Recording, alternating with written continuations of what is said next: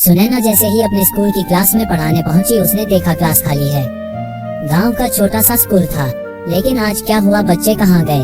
सुनैना बाहर आई, वह गेट के पास गई। आसपास भी कोई बच्चा नहीं था। वह पीछे मैदान में गई, वहाँ भी कोई बच्चा नहीं था। आखिर सब बच्चे कहाँ गए? यही सोचती हुई वह वापस जाने लगी। अभी स्कूल के गेट से बाहर निकली ही थी कि राम प्रसाद उस स्कूल का चपरासी मिल गया। वह उसे देखते ही चौंक गया। अरे मैडम आप? सुनैना ने कहा, पहले ये बताओ कि सारे बच्चे कहाँ हैं और तुम स्कूल को खुला छोड़कर कहाँ घूम रहे हो?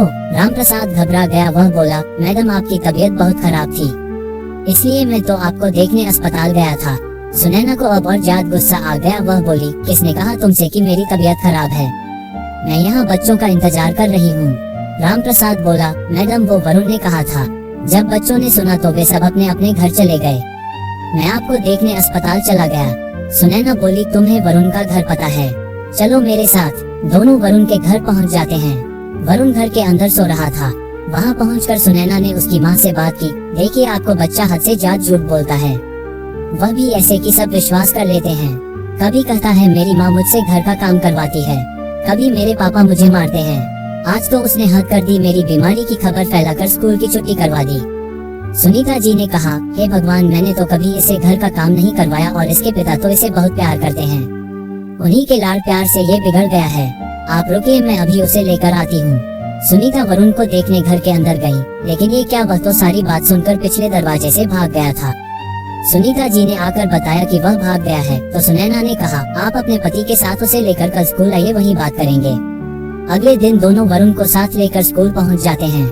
सुनैना उनसे कहती है, देखिए हम इसे अपने स्कूल में नहीं रख सकते, मैं इसका नाम काट रही हूँ, आप इसे कहीं और पढ़ा लीजिए। भजनलाल जी ने हाथ जोड़ते हुए कहा, मैडम ऐसा मत कीजिए, यहाँ आसपास कोई भी स्कूल नहीं है। मैं आगे से इसकी गारंटी लेता हूँ, ये कभी झूठ नहीं बोलेगा।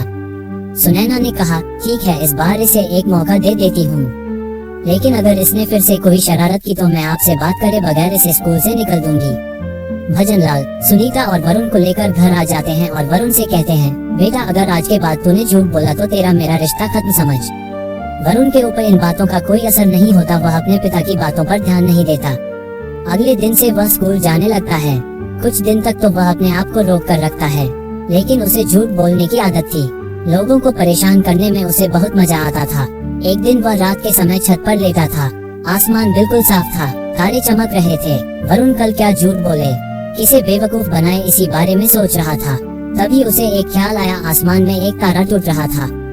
उसने मांगा कि उसका झूठ कभी पकड़ा न जाए, वह सच हो जाए।